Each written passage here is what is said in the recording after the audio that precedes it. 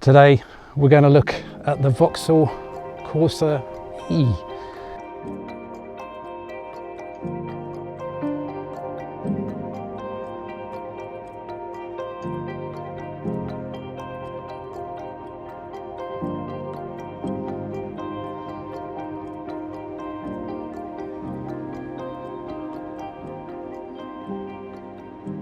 Oh no, it's another Stellantis car. Well, yes it is, but the fact is we've already looked at the EC4 and the E28, so we're sort of completing the circle, or triangle perhaps. And also it's its 40th anniversary as well this year, and a lot of us I know will have had the Corsa. We've either learnt to drive in one, we've perhaps had a rental car, or as a courtesy car, so probably quite a lot of us have experience of one. So I thought, why not try the electric version? I will put up the specs on the screen, so I'm trying to make the videos a bit shorter and more concise, and I also put up some comparisons with the E28 and EC4. Obviously plus means more and negative means less. In terms of the styling, I'm not sure. I think comparison to the Astra and the Mokka, it's a bit safe really. You know, those are really sort of angular and interesting designs, whereas I think Vauxhall have just gone for the safe route here, and you know, it's inoffensive, it's fine, but it perhaps could have been a bit more interesting. But again, styling is completely subjective, as we've said in the past. So what do you guys think? Do you like it, or is it just a bit boring? I've already put up the specs on the boot. Let's take a look inside. As you can tell, it's sort of average size really. The only problem being there's no storage for, or no storage underneath for the cables. That's where they sort of live. So similar, I would say, to the 208, but certainly nowhere near as practical or as big as the EC4. Okay, now that we've had a look at the exterior, we'll now go and have a look inside. So the first thing we always look at is the seats. Now, they're perfectly comfortable, and I'll show a little bit later on. I'll be a bit more close up on the quality side of things, but they're fine and supportive enough.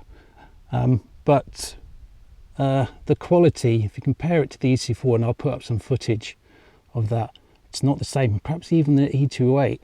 Okay, first thing to look at is the steering wheel, and it is adjustable for reach and rake, and you can tell here you've got your sort of media control buttons, and on the left you've got your cruise control. So in terms of the instrumentation, we twist this here, that changes the dials, and if we have a look at personal 2, I mean, this is all configurable in the infotainment, but there we go, we've got miles to kilowatt hour, and if we press the button on the left hand stalk, we can get our battery percentage. So in terms of ergonomics, this is the drive mode selector, the parking brake, the gear selector, and here are your driving assist as well. And the good thing about that is the lane keep assist permanently stays off if you switch it off. It doesn't come back on when you switch the car on. The stalks are at a strange angle, as you can hopefully tell. They're sort of a bit more angled upwards than it normally would be, so that takes a bit of getting used to. I completely forgot about the HVAC. Here it is.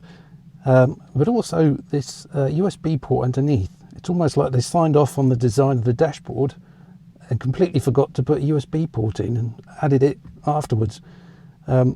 So it sort of looks a bit stuck on, whereas in the E28 and the EC4 it's sort of along here. And one last thing, just on the ergonomics, this annoys me. This is not just Vauxhall that does this. My phone's Pixel 6 Pro.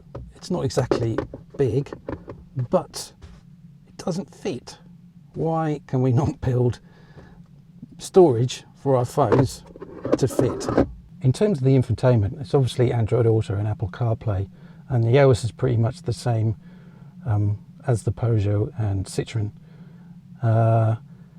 The only thing I really sort of look at doing is if we go to E and then we select charge, there you go.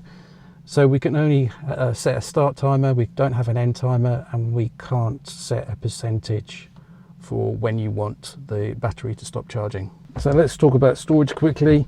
Here we are. This is it. It's very small. You can fit a cable and some cards. That's about it. It's very, very small. They've got all this space. Why couldn't have made that bigger? And obviously your lovely cup holders. In terms of rear visibility, obviously that rear seat pillar is a bit of a problem. Doesn't give you the same view out as perhaps the EC4 did, because that did have a little window. But you do have the blind spot monitoring. And the other thing to mention is let's put it into reverse. Yeah, stop beeping. Yeah, stop. All right, stop. Right, there you go. It's probably the same resolution as the 208, but there was a definite step up in the EC4. Okay, the quality. So I'm going to get a little bit closer for you guys to actually take a look. Apart from me doing all of that, it's I think you can see it with your eyes as well. The sort of general quality in here.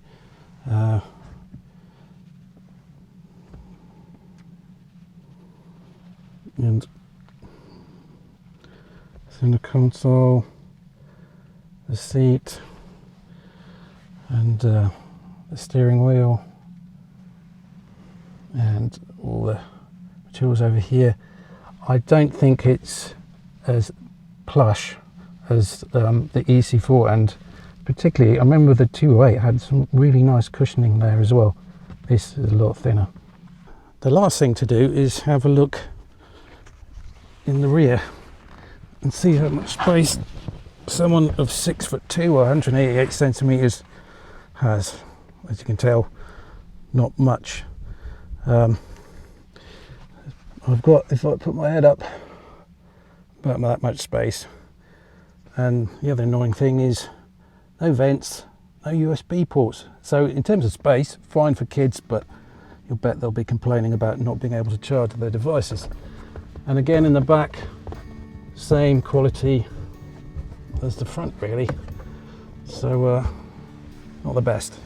Thanks for watching the video today, and let me know what you guys think of the Corsa in the comments. And I'll see you soon.